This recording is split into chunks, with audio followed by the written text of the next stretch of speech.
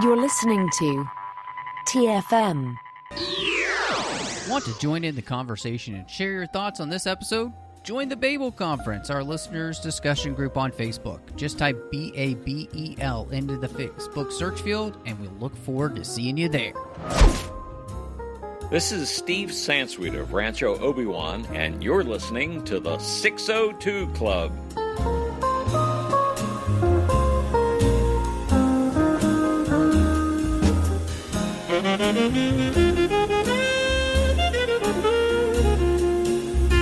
Welcome to TFM's local watering hole, the 602 Club. I'm just one of the hosts here, Matthew Rushing, and with me, as she is every single week, is the one, the only, recently spider-bitten Christy Morris. Hello. Yeah, I learned how to climb up walls. I've got super strength now. Bent to a goalpost. Don't know how that happened, but, we're working with it. What about you? You know what? Doing well. A little sad that I haven't been bitten by anything but a radioactive iguana, and all I've got is a tail to show for it. So that's embarrassing. And it did fall off that one time. That was pretty gross. It was super gross. So, well, we are excited because we're going to dive into something. We are still kind of waiting for, I think, the big main section of Hollywood films to kind of drop on us, as it is about to here coming up in July. Actually, by the end of June, I think F9 is coming out, and then everything in the world is going to come out that didn't come out last year for the most part. And so we're going to enjoy taking our time looking at some things that we have never looked at here on the 602 Club. I'm so excited to dive into the Amazing Spider-Man series, which was the precursor to what we have now, which is what Marvel has done. And so I'm really excited. Christy, you actually mentioned this, we were talking about it, and you're like, do you like those movies? And I was like, yes. And then I was like, well, we should cover them. Mm-hmm. So exciting, because, that one scene from the second one is one of my favorite scenes in film, period. So awesome. Well, I can't wait to get there, mainly, too, because I have not seen either of these movies in a while. And so it's really fun to always just go back to films in the first place. So before we get there, of course, you can find us wherever you get your podcasts. If you are an Apple podcast, hey, give us a star rating and review. Help people find the show. It's still the main way that people get their podcasts, honestly, is from Apple products. And so if you leave a review there, what's great is that helps other people then be able to find our show. We rise in the rankings and all that. So again, if you listen to the show and you've never given us a review there, please do that. We'll read that out in the show. You can also find us on places like Twitter. Please follow the 602 Club. It's so much fun. We enjoy getting a chance to meet people through that and have conversations through that. We love sharing movie news and what's going on here in the show. So you can check that out. Of course, we're on Instagram as well, which is kind of a fun place to follow us. We just have a good time over there at the 602 Club TFM. You can also find us online at trek.fm, where you can find all of the shows we do. We're on Facebook at facebook.com/trekfm, and there's the listeners only discussion group, the Babel Conference. You can join and talk to listeners from all over the world about what we're doing here on the network. And last but not least, we have some great associate producers here, and they support us through Patreon. Ken Tripp, Davis Grayson, Ryan Millett, Nate Noah. Really appreciate them supporting the network and the show. They make sure that not only the 602 Club keeps coming to, but everything on the network. So if you like what we do, and you like the fact that we don't have ads every week, go over to patreon.com/trekfm and see how you can be part of the team. Honestly, every little bit helps, but we've got some great contribution levels you can give at as well. So again, that's patreon.com/trekfm.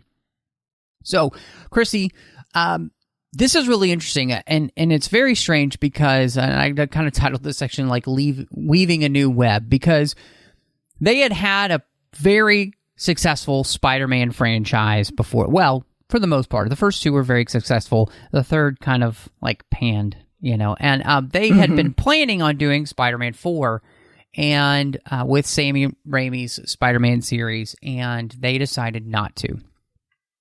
In fact, they realized that they didn't really have what they wanted story-wise, and Raimi just didn't feel like he was going to be able to bring it in the same way he felt like he did in the first three. So first, I just wanted to ask you, before we kind of dive into the film, this was a really interesting thing because, again, that had been a very established franchise, and then all of a sudden they announced, oh, we're not doing a Spider-Man 4, and we're going to reboot the series. So I'm kind of wondering, first, what did you think of the Spider-Man series we had from Sam Raimi? And then two, I'm just kind of wondering, how did you feel when you heard this announcement? Well, I'll start for sure with the original series from Sam Raimi. I remember initially when Spider-Man came out, and it having Tobey Maguire, he was really kind of unknown to me until then. And it was an iconic movie, and I think everybody was joking forever about the upside down kiss. Mm-hmm. And the whole thing with Tobey starting out as a scrawny guy, and then suddenly when he gets his bite, he turns into Mr. Muscle Man. But I think overall, the first film I really enjoyed, and then from there I felt like it just kind of went off the tracks. And the main reason is that I think that Sam Raimi's writing of that got too dark. And not that Spider-Man in the comics didn't deal with dark things. I mean, it's known for some of the most difficult situations that could happen to a person. But I think that they get back to its roots by doing the reboot, talking about a boy becoming a man, rather than just focusing on all of the terrible things. Does that make sense? Yeah, I mean, I can understand what you're saying. It's really interesting because, for me, honestly, I did not really enjoy the first Spider-Man that he did. And then part of that is that I didn't like the costuming and the production design, really. Especially didn't like the fact that Green Goblin looks like a Power Rangers villain. And so didn't really enjoy that. Spider-Man 2, though, I have to say I loved, and I thought is still, my wife and I rewatched it a couple years back, and I remember it really holding up, like feeling like this is still a very good Spider-Man film, and just a comic book film in general. I think he had kind of found the right balance between kind of seriousness and fun really well there, which is good. Mm-hmm. And then, I mean, 3 is just a train wreck. There are too many villains. It's too goofy. It just doesn't come together. I mean, emo Spider-Man just, it's definitely worth and deserves all of the kind of like a vitriol I think it gets. Honestly, it's pretty terrible. But then for the fact that they decided that they were going to reboot this, I was like, it seemed too soon, you know? Like, this wasn't like we had Superman in 78, and then we didn't have really a new Superman playing Superman until Brown and Ralph, you know, in the 2000s. Like, I think it's 2003 when, you know, he comes in and does Superman Returns. And I don't know. And I guess it kind of works, you can see, for the Batman series, right? Because, you know, you have all the Batman movies that we're going through right now with John Mills. And then, you know, once Batman and Robin comes out a few years later, you get the whole Dark Knight trilogy. I don't know. So coming into this is the idea that they're going to weave a whole new web. They're going to tell us a whole new type of story. You know, I'm like thinking to myself, like, how different is this going to really be? And I think, you know, one of the most interesting things about this is that there's a whole web of mystery. And that this Spider-Man movie, at the core of it, kind of has this interesting story going along that has so much more to do with, like, Peter's parents and him kind of being caught in something that he doesn't understand and is trying to figure out. And so, first, I just wanted to ask you, that adds a lot here. And personally, not read any Spider-Man comics, so I don't know anything about the comics. But to me, obviously, that's a very different type of story than what we got in, you know, the Raimi Spider-Man. So how did you feel about that idea of them, like, adding this whole mysterious... In fact, the beginning of the film is all about that, which is this mystery of what's going on with his dad having to leave with his mom, and then them never, apparently they quote unquote died. We don't know if that's the case, but they apparently died in like a plane crash years ago. So yeah, and from what I know, that is consistent with the comics, actually. But overall, I think that it's a more interesting thing to add to this movie than just the way that they did the Tobey Maguire movie, where it starts with, he's on a tour and ends up getting bitten by the spider, and then it, goes into the rest of his romance in high school and whatever. I like that they add this element to getting to know Peter more, and it's not so much focus on let's jump into the rest of the story as quick as we can. And I think that they really focus a lot more on how he's dealing with being in high school and getting bullied, and but also with this loss, and then having to try and form these relationships with his aunt and uncle, sort of like their parents now, even though he wants his own parents back. He kind of, it's like he kind of blames them for not having his parents around. I think, what this does is that it adds a layer of complexity for the story, for the character of Peter, like you're saying, in the sense that Peter's experience with his parents leaving is traumatic. He's playing hide and seek with his dad, and somebody has broken into his dad's office. His dad obviously we learn later, is a scientist who's been working with Kurt Connors at Oscorp. They've been working on this idea of like cross-species genetics. His dad had helped create the spiders that end up biting him in the first place when he visits Oscorp. And then his dad and his mom go on the run for a reason we don't know, but we can kind of gather is that people are after them for the research, and they're dead, as far as Peter knows, because that's what the news has reported. We see that. And he's left living with, his Uncle Ben and Aunt May. And so I think what it helps do is kind of add a nice layer, this mystery, specifically for Peter, which is there are all these unanswered questions, that what happened to my parents, what specifically happened with my father, why did he leave, and it also, I think, helps in this story that it connects him with the Kurt Connors character, who is missing something in his life.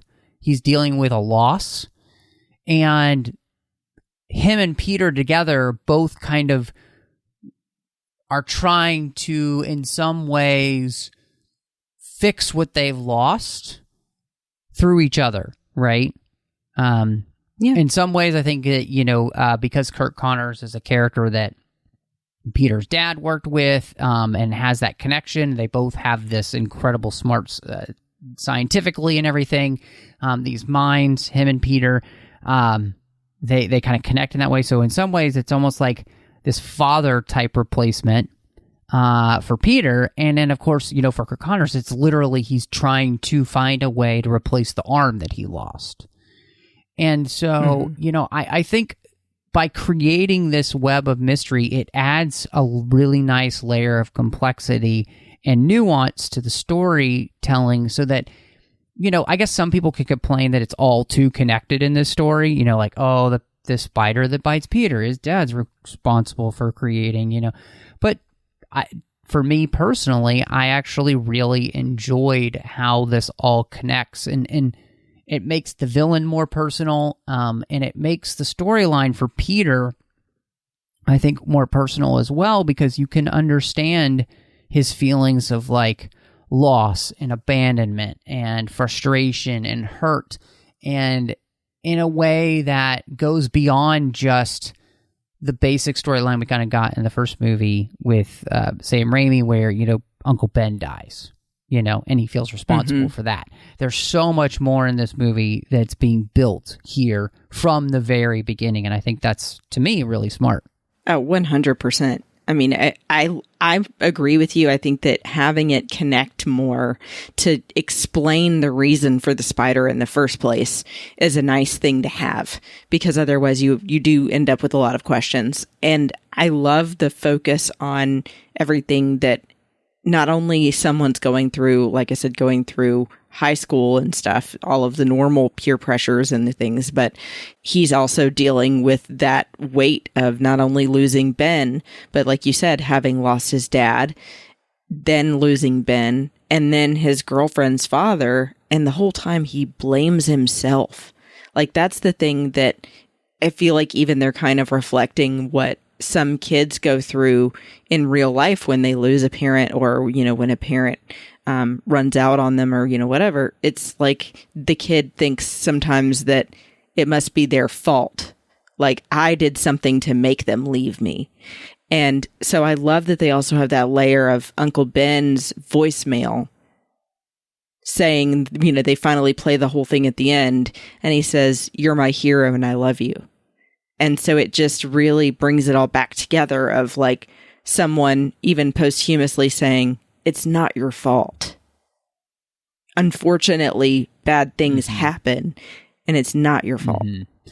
Yeah, I think, what you're saying is really good, because, in that whole section of him, especially Peter dealing with loss, and then of course we see, Gwen Stacy having to deal with loss, and, again, even Dr. Connors having to deal with loss, and the way that we react to that, and then what we do to try and get those things back, or to fix ourselves, or to make ourselves feel better, or whatever. I think that's all really good, and it is a great thematic part of the movie, and it does tie right in with the theme that's so classic for Spider-Man, which is responsibility. And, I think one of the things about this movie is that the responsibility aspect is so much more complicated than just, Peter having some responsibility because he fails to act with Uncle Ben's death. This responsibility goes all the way to the fact that by giving Dr. Connor the algorithm, he ends up putting people in the city in danger. He is tangentially responsible for Captain Stacy ending up dying, and so I really feel like this whole idea of responsibility is much deeper than we've ever seen in Spider-Man before, because the nuance of what it means to be responsible for one's actions, we're actually seeing lots of different consequences for the different actions that Peter takes, good and bad, in this film. And I think, and in fact, even, Captain Stacy challenges him at the dinner table, saying, Spider-Man seems to really only be after one type of criminal. He's on a vendetta. He's not a hero, and so we actually see Peter have to kind of come to grips with himself. Like, why is he putting on the mask? Why is he doing this? Is he doing it to be a hero, or is he just doing it for vengeance? And exactly. So I think this movie is, if we're just kind of comparing the original Spider-Man series to this one, I think this is a much better version of responsibility and how that plays out, because responsibility is so much more nuanced, because our actions can have a lot of unintended consequences as well. And this movie is full of unintended consequences. Right. Like, it's not like he went out trying to cause something, but the choices you make do end up leading to other things that you may not have planned for. Exactly. And so, case in point with the formula, I like that then he finally comes back to talking about it with Gwen, and he says, I made him.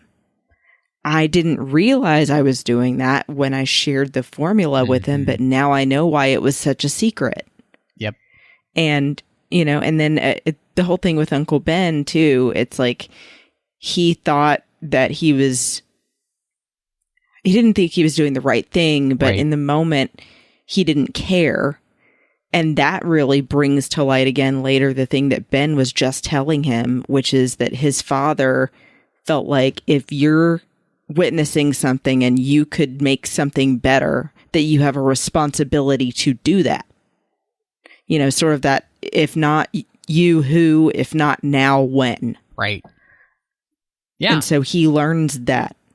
No, I think you're absolutely right. You know, I think it is really interesting because this movie does kind of create a web of responsibility. And Peter weaves that web himself. And his actions have these consequences that he either intends or doesn't intend. And yet you do have to take responsibility for the actions that you took. And we see him learn to live up to that, which I thought was great. And again, it's more complicated in this series. And I think that's a better reflection of what life is truly like, which is that things are more complicated than just kind of a simple, you know, if and, you know, or, you know, just one action leads to this. Like, there's so many other ripples effects, you know, it's that butterfly effect thing, you know, like you don't necessarily understand what's going to happen. So I think it's really beautiful in that way. Something else that I saw in this, Christy, and I felt like Captain Stacy is actually kind of way ahead of his time, because the argument that he and Peter are having are about, and I thought was really important, was they have this argument about that Peter says, well, I saw a video on the internet. And Captain Stacy's like, oh, you saw a video on the internet. You just know everything now. Which, okay, Peter obviously understands the reality of what's happening better than even Captain Stacy, because he's there, because he's Spider-Man, right? Right. But I think that this movie actually is way ahead of its time in the sense that how many of us think we know the truth because we saw a clip on the internet? Yeah. Right? We think we know the truth from a clip of 15 seconds when whatever event probably took place over minutes or hours. I mean, it's like, it would be like, I know the truth of Amazing Spider-Man, and this movie is 2 hours and 12 minutes. I saw 5 seconds of it. Or, you know, I mean, it's kind of the same thing of like, well, I looked it up on WebMD and it said blah, blah, you know, and taking things for truth when you can't even be sure to trust the source. So, yeah, I think that you're absolutely hitting something on the head with that, because it does prove the captain's point of you can't just find whatever online and take it for being 100% true, and that, like you said, that you know everything. And you feel kind of bad for Peter in that stance, because you're like, well, he's making up a reason of why he knows by saying, I watched a video on the internet, as a cop-out. Right. But then it kind of bites him. Well, and in that too, what I think is beautiful, as we kind of mentioned earlier, is like, you know, Captain Stacy has a better understanding of Peter's motivations than Peter does at that point, right? Even. Oh, yeah. You know, because he challenges it by saying that Spider-Man only seems to be going after one type of criminal. And it seems more like vengeance. And even saying that he's only going for the quick fix and not realizing that the cops had a strategy that was long-term that Spider-Man didn't know about. Yeah. So. Yeah, again, another unintended consequence. And so, you know, I just thought that was really something, again, kind of ahead of its time, in the sense that he rightly points out, you know, we can't just watch a clip on the internet and think we know the truth of a situation. You know, and yes, context matters, understanding matters, all of that matters, and even just I think a better understanding of the world, which in the end, Captain Stacy has a better understanding of the world. Why? Because he's lived longer. He's experienced more. Exactly. You know, he's learned from his experience. You know, Peter is still a high school kid, and I think that also speaks to something really important that I saw in this, which was I really appreciated in the end that the way that they handled Captain Stacy as a character, and the fact that he's not the villain in this story. And I think that he is somebody who helps end up making Peter a better version of Spider-Man because of his existence, rather than just being a foil for Spider-Man's existence. And I was really thankful that they just don't go the easy route of making him be the adult who doesn't understand, and is just kind of like a Law and Order guy and doesn't get it, I thought that was really smart. Yeah, he's also a kind of father influence on Peter. And I mean, even leads to, in the end, where Gwen, it's like she just knows because she knows her father so well. She says, he made you promise to stay away from me to keep me safe, didn't he? And so it really does show so much more complexity to him, and that they're trying to show, like you said, he's not a bad guy. He's not the villain here. He's still a dad who's worried about his kids, and who Gwen even says, she's been worried every day her whole life whether or not he was going to come home. Right. And then having that argument between the two of, him and Peter, it shows that he's lived longer and also has been a policeman his whole career and knows a lot more than Peter because of that. But then also that juxtaposition of Peter is that classic guy in high school who thinks that they're indestructible and they know everything and they're going to mouth off to everybody because they know everything. Yeah. So, yeah, I like that they knock him down a peg. Absolutely. Absolutely. And I think that, kind of what we see here is that, also Peter does kind of have to learn about who to trust and who not to trust. And, of course, he kind of gets wrapped in with Dr. Connors, thinking that, my dad knew him and he's really smart and all these things, and kind of in some ways, I think disregarding Uncle Ben a little bit and his advice, because, well, he can't really truly understand. And then, of course, with Captain Stacy, kind of pushing him aside a little bit as well. So all of these characters, like you said, kind of have this fatherly type influence on him. And they go to show that, strong, good male influences on men that are growing up help them make them men, right? Instead of boys, and part of this whole story is about Peter going from being a boy to a man, really. And learning what that means, again, with the responsibility, which is such a big part of, the whole storyline. It has been from the very beginning since Stan Lee created Spider-Man, which is about teaching a growing person what it means to be a responsible adult in the end, as hard and difficult as that is. So, I think, it may be a good time then to kind of talk about our new web slinger in Andrew Garfield playing Peter Parker / Spider-Man. And how do you feel like he does? He has a special place in my heart because of this movie, because it's such a contrast to what you see in Tobey Maguire's version. And every iteration of Spider-Man in live action brings something valuable to the table, I think. But everyone has their favorite for a reason. And Andrew Garfield becomes my favorite because he plays it so much more complex. I think he shows that Peter has this playful side to him. They do have that scene where he's messing with the guy that's trying to steal a car.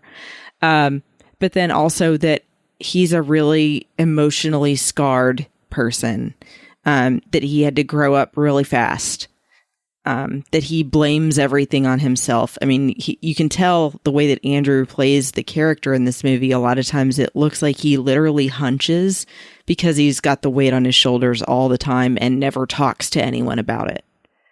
And so I feel like you really see all of that in the way that Andrew Garfield plays this version.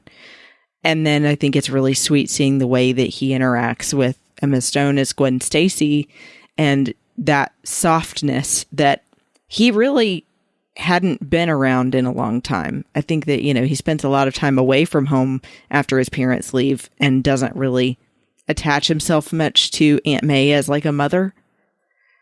So I like that Gwen kind of brings that softness out of him. Yeah, it is really interesting, and I'm actually right with you in the sense that he's my favorite Spider-Man. I think he does a fantastic job as the character, and part of what you were talking about is the fact that he has such nuance in his portrayal of the character. So you believe that he's really smart. You believe that he's kind of a smart aleck, especially when he's in the suit and nobody can see him and he's anonymous, right? Where he can just be mouthy. Like that whole side of him, like, you know, you get the feeling like he wants to mouth off to people, but he doesn't. And he's kind of learned the hard way not necessarily to do that. Like you see when he gets the crap beat out of him by Flash. And yet, you know, a scene like that kind of shows that he has his heart in the right place. You know, he wants to take care of those who can't take care of themselves. You know, and so I think all of these things are really well done and portrayed by the character. And again, I think he just plays this emotional turmoil. I mean, he kind of has this volcano of emotion inside, and the fact that he doesn't always do the right thing or handle things well is good, you know, and it comes out well in him, you know. I think of, again, that scene where he's then able to taunt Flash, right? And, you know, Uncle Ben kind of calls him out for it. For, you know, just because somebody was a jerk to you doesn't give you the right to be a jerk back. You know, just because somebody hit you doesn't mean you should hit them back necessarily. You know, like this whole idea of two wrongs don't make a right. And again, Peter kind of learning about that responsibility. And I think Andrew Garfield's just so good. In fact, I mean, the scene where, and this is one of the things I really love about this movie, is that they do such a good job with him getting his powers, in the sense that, like, all of a sudden, all the little normal things he does, he's super powered and he doesn't know it. So, like, when he goes to, like, pull something off the wall, he ends up ripping it off the wall, or, you know, because all of a sudden his body is working at a rate that he doesn't understand yet, you know? And so to me, even just that, the way he does all that is fantastic. When he's celebrating creating the web for the first time and it works, and he's just like, you know, he's like, yeah, you know, so like he has such great mannerisms, and every part of his performance I love. You know, like I love his anger, his frustration, his emotion, his sadness, his excitedness. The scenes with, you know, Emma Stone are out of this world. They have great chemistry. And I think he looks fantastic in the suit too. You know, I think it fits to kind of have this tall, lanky guy, right? Yeah. And it just feels right. So, I mean, to me, I'm right there with you. Andrew Garfield is my favorite, you know, live action Spider-Man character portrayal. And now we jump up and down and scream and both say, yay, he's my favorite too. And I think that works. One, I love that it's not Mary Jane. I love that they go with Gwen Stacy. And I love that it's Emma Stone, because I love Emma Stone so much. It's ridiculous. And I think she just portrays this role perfectly. And what I also love is that they create a character who has the intellectual, scientific brain to match Peter's, right? Like she's his equal in that way. And I think that really helps the portrayal of the character, and it helps the portrayal in the story, because she's never really that damsel in distress much. She's usually just trying to help Peter, and, you know, obviously her brain comes in real handy when he needs it, and when the entire city of New York needs it too. Mm-hmm. Well, and to throw in too, another thing from the comics, I actually didn't know this till I was doing some more reading on it, but Stan Lee created Gwen Stacy after his wife. So it's kind of funny in that way that, you know, you're mentioning how she's his equal and, you know, never a damsel in distress, because that's what Stan thought of his wife. And that's why he created Gwen Stacy. And, you know, it's definitely a totally different kind of girl than Mary Jane, but Gwen Stacy is his first love in the comics and here, and I'm glad they honored that in this movie. It just really shows what he goes through on his way to growing up. And then, of course, in the next one, they show the most iconic thing to me anyway in the comics, which is the death of Gwen Stacy. But, we'll get to that later. Yeah, I think one of the things that I really appreciate is that I just like her better as a character, especially here as portrayed. I think Emma Stone does such a great job. One, Emma Stone's just so likable in the first place. Mm-hmm. I don't know anybody who doesn't like Emma Stone. So, and if you don't... Well, she usually... Yeah. Right. Well, she usually did so much comedy. I think that's why it's so cool to see her do such a dramatic role. Mm-hmm. Yeah, and I think that she does a really great job of portraying a teenage girl. Like, one of my favorite scenes is that one where he's trying to ask her out, and they basically just go, maybe, yeah, what about, I don't know, you could, maybe we could, like, it's so classic high school. I work with high schoolers all the time still, and that's how many of them are together. It's just super awkward, and they don't, especially when they really like each other, and they're kind of in that phase. And so they do that so well together. But, they just legitimately have really good chemistry. In fact, they were even together, I think, for a while after filming this, if I remember correctly. Oh, yeah. Yeah. Because of this movie, they end up dating and then being on SNL together. So, but I think what I love about this is that she's a good character in and of herself, and I think they do a great job of creating a character. And I've got to say too, I even like that she's a person who's like respectful of her parents, right? Like, she loves her dad, she loves her mom, she loves her family, and that type of thing isn't seen like her against her parents type of thing, really. Just the whole thing, I think, just really works with them, and I am glad that, they didn't just kind of repeat what they had done in the first movies and just give us another Mary Jane right off the bat. Yeah, absolutely. And having a different person cast in the role obviously brings a lot of new things to the table. But then, having it be this other character that's just known for being a good person. And then too, by contrast, having such a different home life to Peter, I think really kind of makes him feel like he has a family again. Because he's sitting down to this nice dinner. They keep talking about the Branzino, and he's like, sure, yep. Yeah. It's just really sweet. Yeah, no, and that is something that obviously that they do change for this movie too, which is in some ways they kind of go against type for what we've seen in a lot of the comics, and obviously in the first movie series that they did, which is they have younger versions of Uncle Ben and Aunt May. We've got Sally Field and Martin Sheen. In fact, well, of course, we'll go even younger for Aunt May once we get to the MCU version where she's, and that's a whole other story. But so that part I thought was really interesting as well, because in the end, it makes more sense for his aunt and uncle to not be like in their 60s or 70s, to be more in the range of maybe the 40s or, late 40s, early 50s.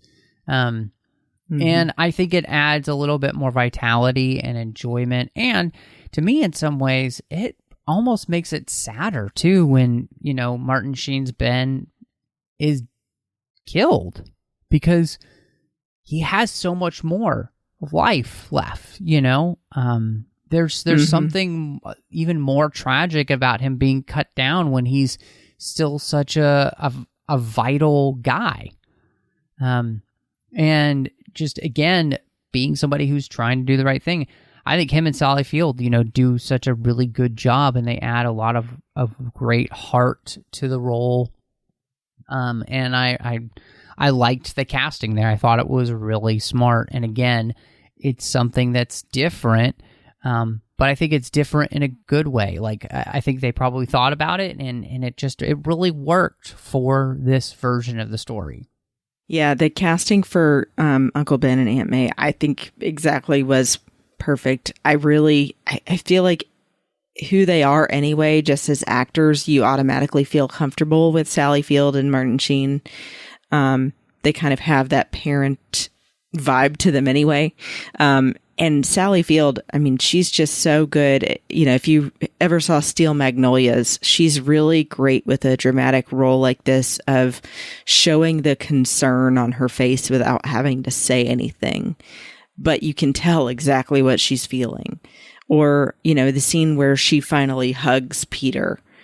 It's like he just had been holding things in for so long, and then her hugging him, he just really finally let go and opened up to her. Like he couldn't ever do with his Uncle Ben. Even though he loved his Uncle Ben and wanted to open up to him too, he just never actually did. And so I think that it's also really a sweet thing seeing that youngness out of the two of them, I think too makes him a little closer to them. Mm-hmm. But yeah, I agree that it's even more sad than when Uncle Ben gets cut down, and that it seems like even more so Peter is just trying to blow off steam and doesn't intend for anything bad to happen. Has no idea it's even coming. Mm-hmm. Well, yeah. And I mean, again, kind of him taking out his frustration on somebody else in that way is a part of like being an adult and learning how to deal with the frustrations of life without being vindictive of people who have nothing to do with your issue, and so I think that all really works. And I think you're right. They cast people that immediately you feel comfortable with on screen. And so it helps for you feel like Peter has a very loving, caring family to be a part of. And yet they are, in a way, when I love, when Uncle Ben tells him, I know I'm not your dad and I'm not as smart as your dad. And I'm never going to be that person, and therefore you kind of miss that you could have had, and I'm sorry for that. So they do a great job of kind of portraying that kind of, I would say, in many ways for Peter, that's like that more blue collar, down home, lovable type people who can't give Peter everything that he needs, but they give him the most important thing that he needs. And I think that's what makes it really beautiful. And so, yeah, they're really good. So I was really interested because I was remembering that this is a movie that was filmed digitally. It's also filmed in 3D. It was meant to be seen in 3D. And there's even some action sequences. You can really tell that they were, wanting you to be a part of. So what did you see and how did you feel about the action in the movie? Especially as, this is the first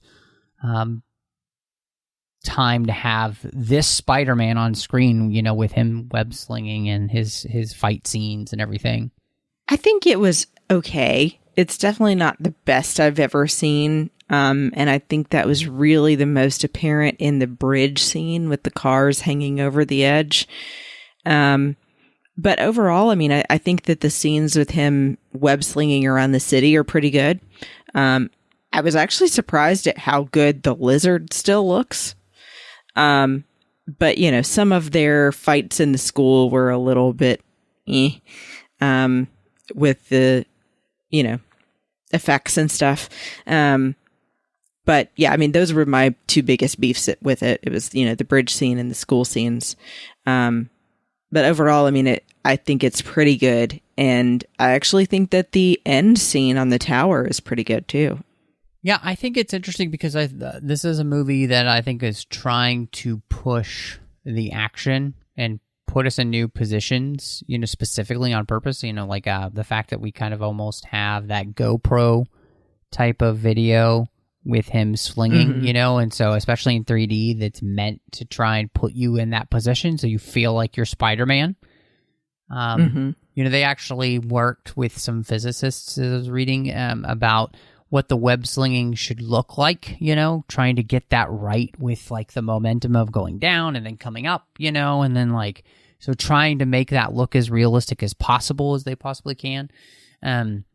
I think one of the things they do really well too is that, the way they show Spider-Man kind of traditionally swinging from doesn't necessarily always really make sense. So this movie, I think they worked really hard to try and make that look more realistic, and so I thought that was really good. And whereas I think you're right in the sense that the CGI doesn't necessarily completely hold up. I thought the bridge scene was still really good in the sense that like the action that Peter has having to take, shows how quickly he can think and everything. I loved him saving the kid, in the car. I think that's a great scene. Yeah. And my favorite cameo of Stan Lee in any Marvel film ever is this one in the library. Really? Yes, it's the best. I think it's just so funny. Them having this massive battle behind him, and he's got the headphones on, the noise canceling headphones. He didn't hear anything. So I just think that's hysterical. And I think it's always kind of fun to see, especially with high school movies or whatever, the school kind of get torn up, so, yeah. But yeah, I thought for the most part, even though, the movie's older and of course the CGI isn't going to necessarily hold up as well as to today's, I thought the action for the most part still held up. And I still really enjoyed the action. I love the scene when he wakes up in the subway and he's got his powers and he doesn't realize it yet, and he's like, he pulls the bar off, and he rips that girl's shirt off on accident and like he beats that guy up, not on purpose, but because he keeps like the pole stuck to him and everything. Like all of that stuff was really fun. And yeah, there was just I liked the movement of him as well. I thought they did a good job with just kind of creating those very acrobatic, almost gymnast-like movements. So, all of that really works too. So, well, and I'm glad too you mentioned, how they were working with the physicists in particular for the web slinging portion, because I think when they also added in that the father of the kid he saved calls all of his friends in public service to get the cranes out, that makes it kind of have a real world application more of how he would get there even though he's injured. It was really good. Well, and like, that's kind of part of the movie, isn't it? Like we were talking about earlier, there's unintended consequences. His unintended consequence of helping save those people on that bridge help save him later on. Right? There's this wonderful reciprocal relationship. And I think there's that real beauty in that, in the sense that the action helps show, as we always say, don't tell. This movie is showing us its thematic elements, which is that it maybe if we were all really trying to help each other instead of take advantage of each other, it would be better, right? And I think that's really good. Also, I got to say, in the action too, I'm so glad that in this movie, I think that by them having Peter be the one who takes the tensile string from Oscorp and then perfects it for web slinging, creating his own web shooters, is awesome. Because that's one of the things that, by the other films, Peter can never lose that ability. And that's a big part of the Spider-Man comics, I know. I've never read them, but I've heard from many fans who've read them. One of the big things is the fact that Peter doesn't have unlimited webs, and so creating that, I think, here also helps show us who Peter is as a character, which is somebody who's brilliant, right? Peter is a smart, scientifically minded kid. And so for him to be able to do that, I think it does wonders. So I think that works well for the action too.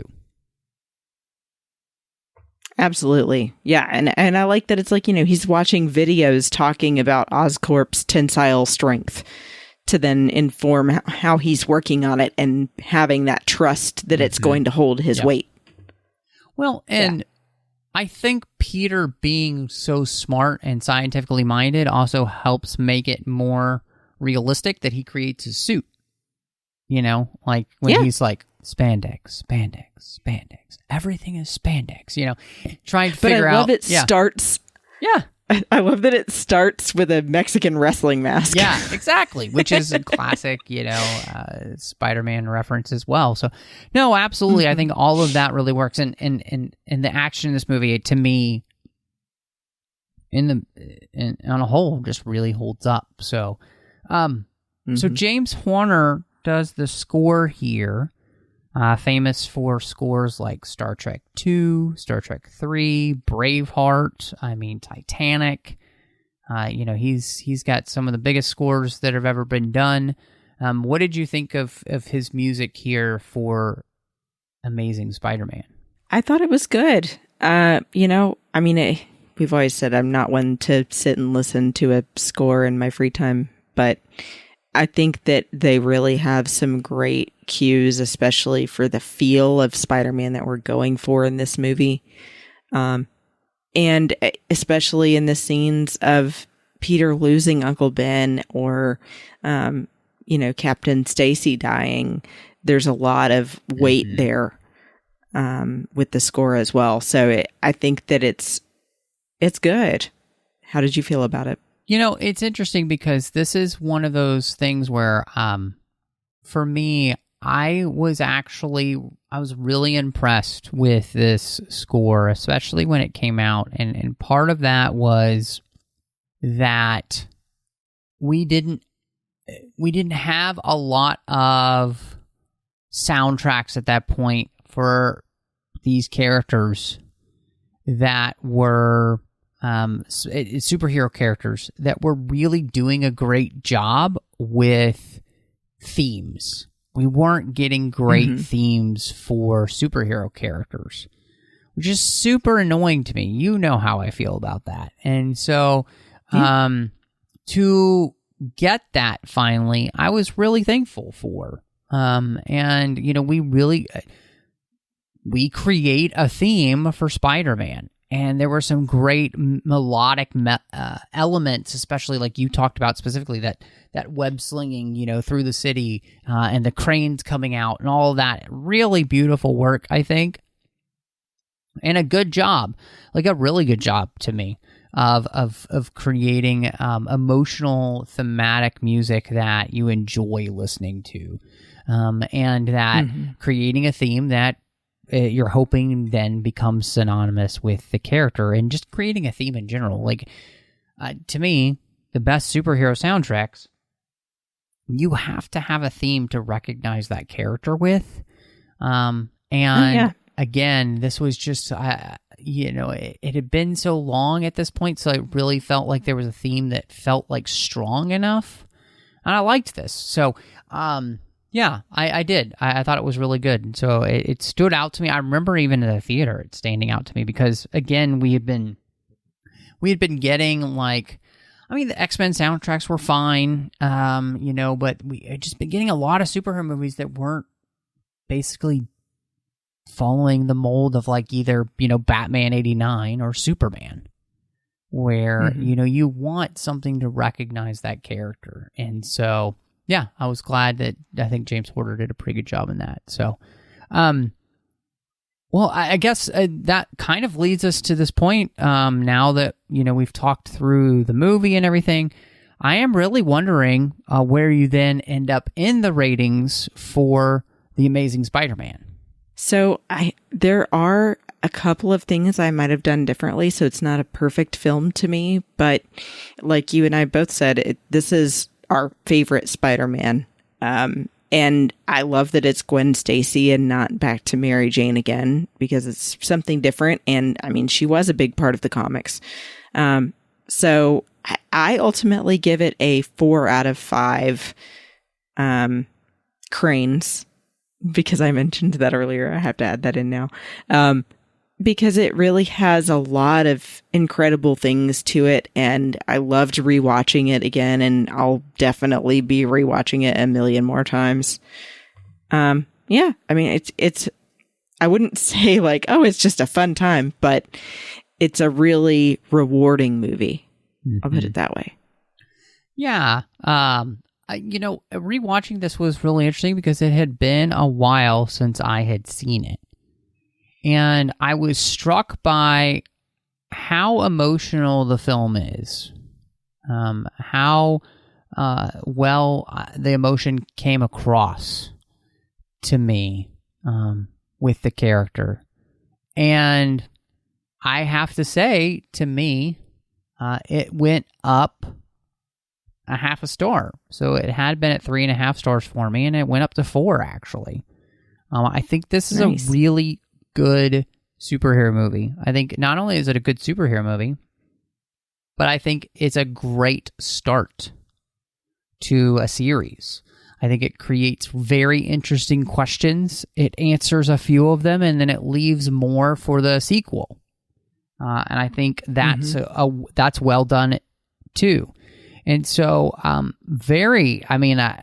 really glad that we went ahead and rewatched this, and I'm very interested because, I know the second movie gets maligned by some people, and I haven't seen it in a super long time, and so I don't remember exactly how I feel about it, and I can't wait to kind of go back and see how that does. And I can say this.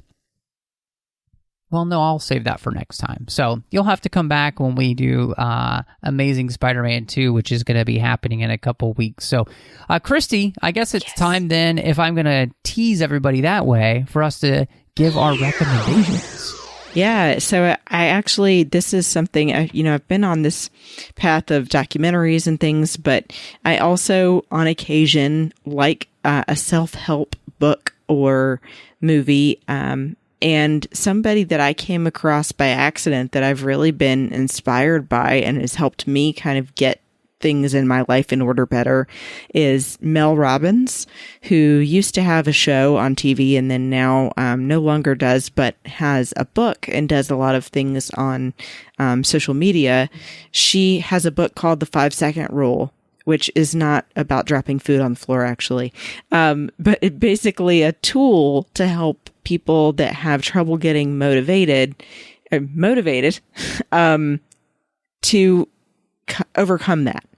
So that basically you are telling yourself, I'm going to count from 5 down to 1, and then at that point I have to move.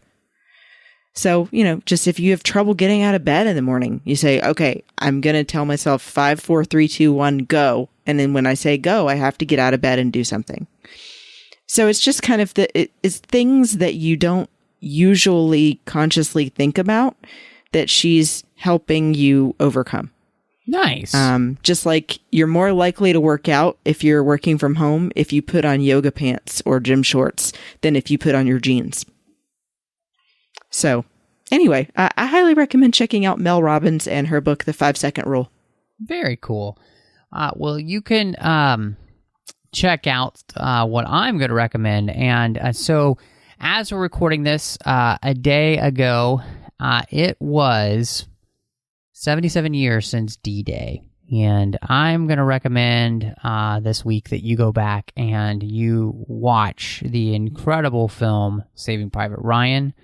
I think it's something that should be returned to often, that we remember the sacrifice that these men made, these men and women, that, when you think about what families lost, I think it's very, very important for us to really be cognizant of that and never forget it.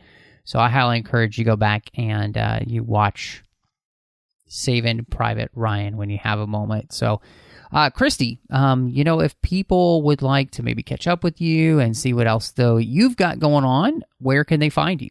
You can find me on Instagram and Twitter at Bespin Bell. And when I'm not on 602 Club, I also do a show called Sabers and Spells with my friends Amanda and Teresa. And we talk about geek topics that we don't usually get to talk about. So I hope that you'll check that out. We're on all your social media channels at Sabers and Spells as well. Awesome. And of course, you can find me all over social media under the name MattRushing02. Definitely hope you'll check me out there.